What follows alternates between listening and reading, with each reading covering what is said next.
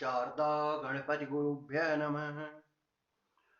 नाशयति संवैभूतं तमेशं सृजति प्रभु पायत्येषः तपत्येषः वर्षत्येषः गवस्तिभिः एषः सुप्तेषु जागर्ति भूतेषु परिनिष्ठितः एषः चैवाग्निहोत्रं च फलं चैवाग्निहोत्रिणाम् देवास्य क्रतवश्चैव क्रतूनां फलेषु च यानि कृत्यानि लोकेषु सर्वेषु परम प्रभु। अब आपके समक्ष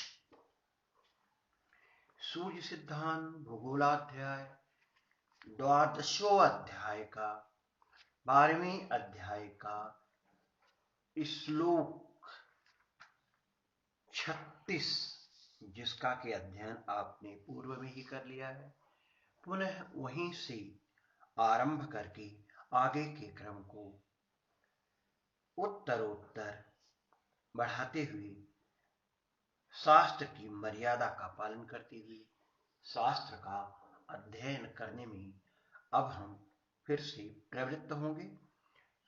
जैसा कि श्लोक संख्या 36 में लिखा है, यहां पर बताया गया है पृथिव्याम समुद्रस्य स्थिति। श्लोक इस तरह से है, ततः समन्ताद् परिधिक्रमीणायं महाणवः मेखलेव स्थितो धात्र्या देवासुर विभागकृत। इस पृथ्वी पर समुद्र की स्थिति आदि का विवेचन करते हुए इसके उपरांत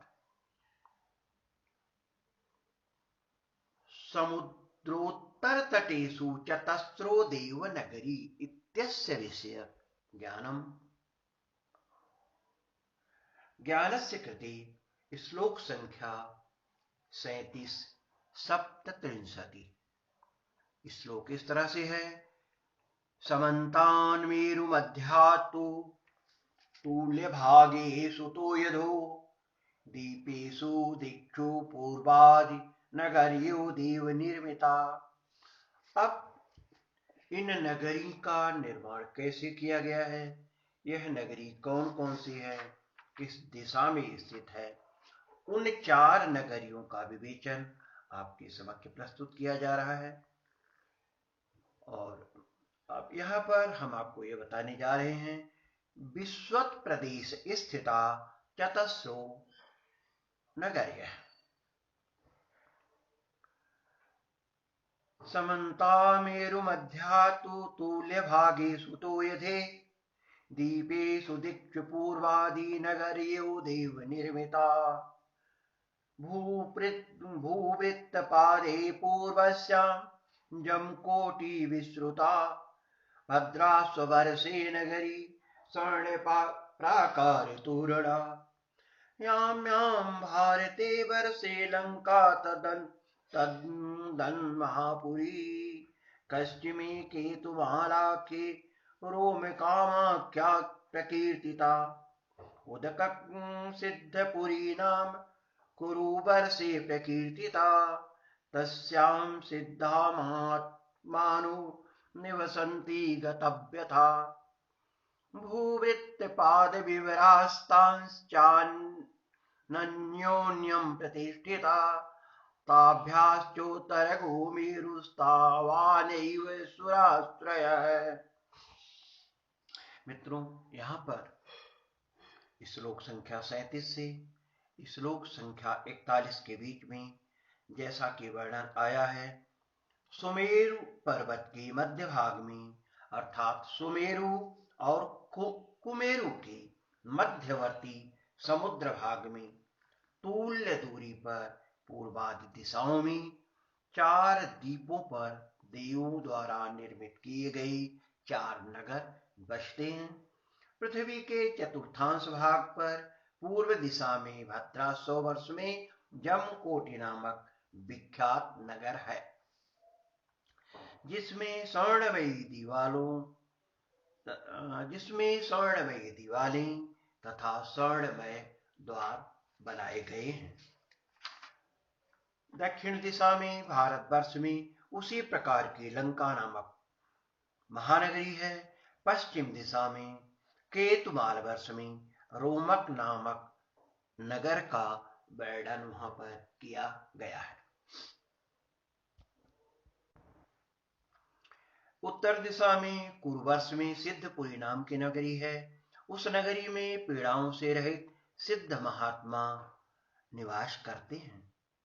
पृथ्वी की परिधि के चतुर्थांश भाग के अंतर पर ये चारों नगर स्थित हैं। इन चारों नगरों से उतनी ही दूरी अर्थात भूवृत्तपाद पर उत्तर दिशा में सुमेरु पर्वत स्थित है, जहां पर देवताओं का निवास है। मुख्य रूप से इस विषय में कहा जाए तो किसी भी गोल पदार्थ की चतुर्थांशों का विभाजन यामोत्तर परिधि और पूर्वा परिधि के आधार पर किया जाता है। भूमध्य रेखा जो कि 0 अक्षांश पर स्थित है, इन परिधियों को 4 स्थानों पर काटती है। ये चारों बिंदु परस्पर एक दूसरे से 90 अंश की डिग्री पर भूमध्य बिंदु पर स्थित होते हैं।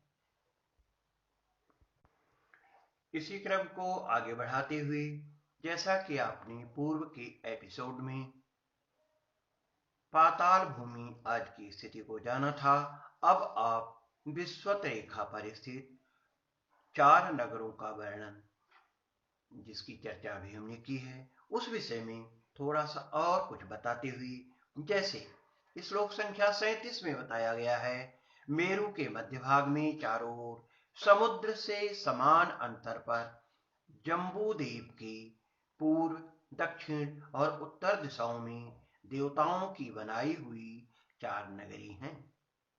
श्लोक संख्या 38 में जैसा कि कहा गया है, पूर्व में भूपरिधि के चतुर्थांश पर भद्रासव वर्ष में जमकोटी नगरी प्रसिद्ध है, जहां पर सोने की दीवारें और उनके सोने के ही दरवाजे बने हुए हैं।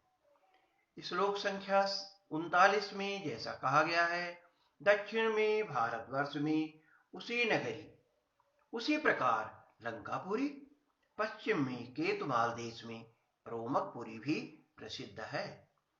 श्लोक संख्या 40 के अनुसार उत्तर में कुरुक्षेत्र में सिद्धपुरी है, जहां सब प्रकार के दुखों से मुक्त सिद्ध महात्मा लोग अपना निवास बना करके रहते हैं।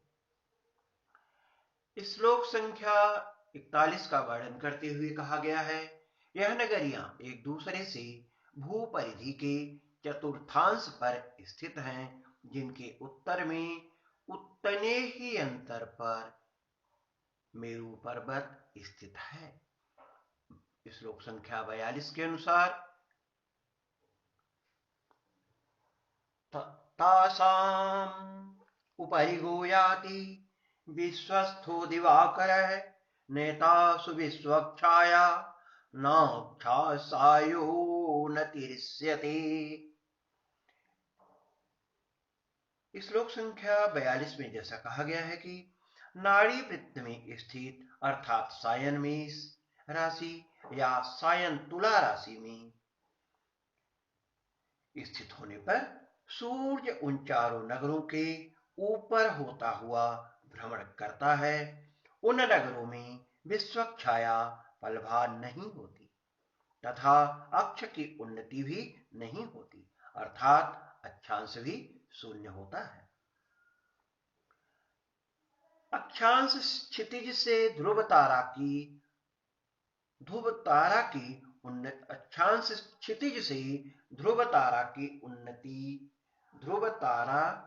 की उन्नति को कहा जाता है, अर्थात ध्रुव से 90 अंश की दूरी पर नाड़ी वृत्त स्थित है। अतः नाड़ी वृत्त में सूर्य के रहने पर ध्रुव तारा क्षितिज पर होता है। परिणामतः क्षितिज के ध्रुव की ऊंचाई 0 होती है। इसी से उन सभी विश्व प्रदेशी स्थानों के अक्षांश शून्य होते हैं। यहां पर जिस तरह से विवेचित किया गया है, श्लोक संख्या में जैसा बताया गया है अभी, जब सूर्य विषुववृत्त पर आता है तब इन नगरों के ठीक ऊपर होता है और परिणाम स्वरूप ना तो यहाँ पर विश्व छाया होती है, ना ही यहाँ पर अक्षांश होता है, अर्थात यहाँ का अक्षांश शून्य हो जाता है।